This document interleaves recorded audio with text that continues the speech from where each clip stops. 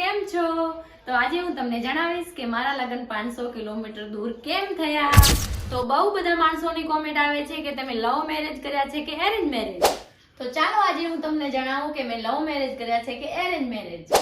તો વિડીયો શરૂ કરતા પહેલા વિડીયોને લાઈક, કોમેન્ટ ને ચેનલને સબસ્ક્રાઇબ કરવાનું નહીં ભૂલતા. તો ચાલો વિડીયો શરૂ કરીએ. તો વાત કરીએ કે મેં 500 કિલોમીટર લગ્ન દૂર કેમ કરી. તો પહેલા નિલેશના પપ્પા અમારા બનાસકાંઠામાં જ રહેતા હતા. પછી સરકારે જમીન આપી દીધી.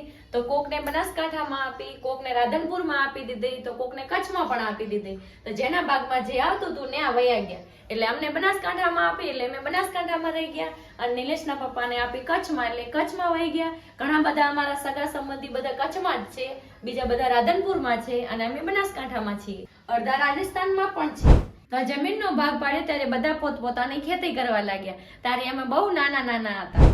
તો મારે ભણવાનું બનાસકાંઠામાં રહ્યું અને નિલેશને ભણવાનું કચ્છમાં રહ્યું. પછી એક મારી મોટી બેનના લગ્ન કરેલા છે કચ્છમાં.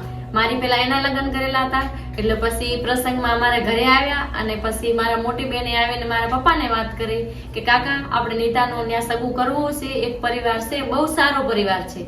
પછી મારા પપ્પાએ કીધું કે હું દાદાને પૂછી લઉં, મોટા બાને પૂછી લઉં, બધાને દાદીને પૂછી લઉં, ઘરમાં બધાને પૂછી લઉં. એ બધા મંજૂરી આપે તો આપણે વાત આગળ કરીએ. પછી મારા દાદાએ કીધું કે છોકરો સારો હોય, ઘર સારું હોય, જમીન અને બધું હોય તો આપણે ત્યાં નીતાનો પાકો કરીએ. અમારા ઘરમાં બધાએ નક્કી કરી લીધું. પછી સામે નિલેશના પપ્પાને કહેવાયું, એટલે નિલેશના પપ્પા અને નિલેશના મમ્મી મને જોવા આવ્યા. પછી જોઈ અને મને પસંદ કરી નાખે. પછી બે પરિવારની સામસામે વાત થઈ. વાતચીતમાં મારી સગાઈ પાકે થઈ ગઈ. તો મિત્રો સગાઈ તો પાકે થઈ ગઈ, પણ મેં નિલેશના નતા જોયા, નિલેશે મને નથી જોઈ. પછી મેં મારા મોટા બેનને કીધું કે બેન મને નિલેશનો ફોટો બતાવ, અને મારો પાસપોર્ટ સાઈઝનો ફોટો તું નિલેશને આપજે. ત્યારે આ ફોનની સુવિધા તો કાંઈ હતી નહીં, એટલે મારી બેને મને પાસપોર્ટ સાઈઝની કોપી આપી નિલેશને.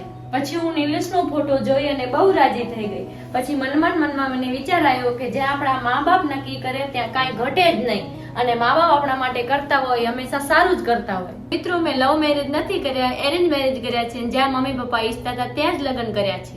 તો મિત્રો આવી રીતે મારે 500 કિલોમીટર દૂર લગ્ન કરવા પડ્યા. મારે ભલે 500 કિલોમીટર દૂર લગ્ન કરવા પડ્યા, પણ આટલા દૂર લગ્ન કરીને હું મારી જિંદગીમાં બહુ ખુશ છું.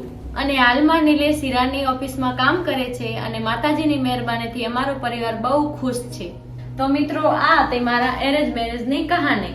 આવા નવા વિડીયો જોવા માટે ચેનલને સબસ્ક્રાઇબ કરી નાખજો. આપણે મળશું હવે નવા વિડીયોમાં. ત્યાં સુધી બધા મિત્રોને જય માતાજી.